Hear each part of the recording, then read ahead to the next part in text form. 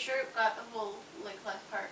It didn't get, it stopped once we heard the Yeah, but are you sure, like, just make sure it has the last part. Maybe it was like, well, you've done Well, it doesn't 10 have minutes. exactly what she said. What? It doesn't have everything you said once you heard it. She only, after she heard it, she just said that I think it made it stopped. Okay.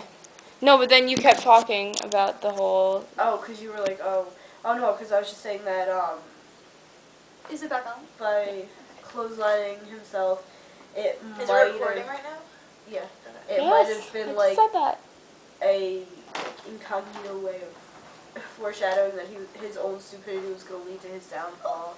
Because it was like when he was running around trying to get all the little old ladies, like, picture in order and answer the door or whatever. Yeah. That he was, like, just running around and just so absorbed in his own activities that he didn't realize that he was going to, like, close on himself. Yeah. Oh, and I can't remember. Do they spit on the swastikas in the new one too? I don't remember if they do. No, they don't. See, that's another thing of them not being like in the 1968 that one. They were like, well, let's make it really clear that they don't actually agree with Franz Liebkin's neo-Nazi stuff.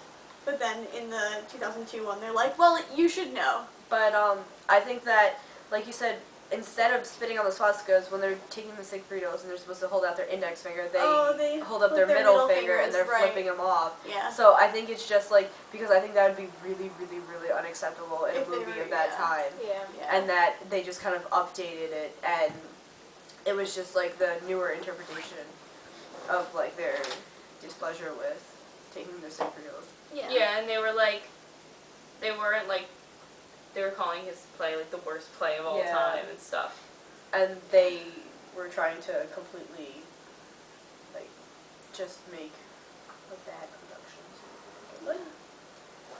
But then they made a production that was so bad that it was good, and they didn't make money, and they almost got shot by Franz Liebkin, and then they went to jail. They got taken by the IRS.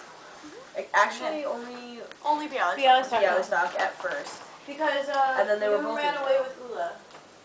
Ula?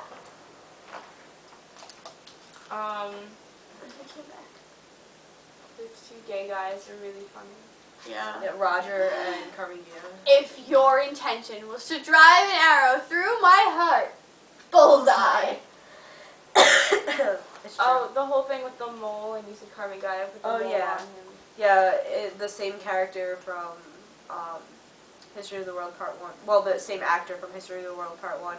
And the producers put a mole on another character. I don't know if that's significant or not, but Self-reference.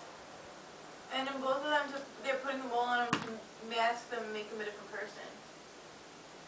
Oh. Yes. Huh. Interesting.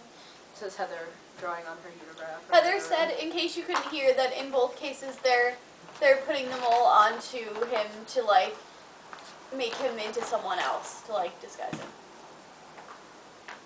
So that might be relevant in some way.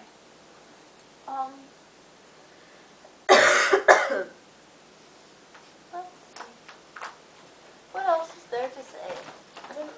Oh, now Heather has a mole to match the one. Ugh. Obviously, in 2002, like, there's better picture quality And special effects. and special effects. This one was from 2002. No, just kidding. 2005. Sorry. Oh, okay. Because I was like, wait. I feel like I was older when this came out. Yeah.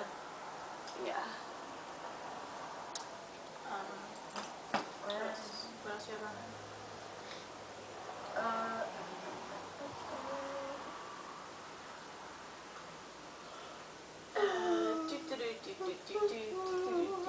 I'm looking. Certified public asshole. That's a very typically Mel Brooks thing to say. CPA. What? And He calls himself a... Oh, yeah. Go what ahead. are you saying? No. Well, they call Bloom a certified public asshole. That was all I was going to say. And then on the subject of a typical Mel Brooks thing, the untypical part of this is that he's not in the film until the very, very, very, very, very, very end, like in the credits, right? He comes out. He has a really small bit part in... Does he? In one of the songs near the beginning. But isn't that just because he's very, very, very, very, Wait, very, yeah, very he's really old. He's too old Didn't to he be a like big part in the movie. say something and it makes it look like the Alleystock or somebody says something? Didn't you But say it's like a that? voiceover. But I mean, he's Ryan not much said older than that Clint when we were Eastwood. talking. Oh yeah, Ryan said that there's Not that Ryan. Not that the Ryan, The actual the Ryan Ryan. He said yesterday. that. Mel Brooks says something, but it's voiceovered as Bialystock saying it. Oh, when I looked that up, it was like when he says, "Oh, what was it?" It was something in the beginning. Yeah, I don't remember. We need Ryan here. Yeah, we do. We miss him. He's Our very. paper Ryan just isn't doing it. He doesn't No. talk all the time, but when he does, it's usually very, very Yeah, intelligent. it really is because we were sitting down yesterday and he was having like the best input. Yeah. Yeah. And he was asleep. I know. Yeah. And he was Yeah. like working off of like 2 hours of sleep, Yeah. and then he had track meets and everything. And Right. I couldn't do that. I think we're done. We're done? I think we should be done. We're probably done. Yeah. So the producers was cool. Yeah, both of them were cool. It was. Even though Jen insisted on doing the new producers Well, or paper. I still owned. Are we at 15? No, we're not. How We much are. do we- Yeah, we are. Oh, to sum it all up, this one was a little bit more. Well, it was. Like your fingers in front of the lens. No, it's not. Oh, because it was like. No, if it was here. Oh, come on. All right. Wait. Bye. Okay, bye.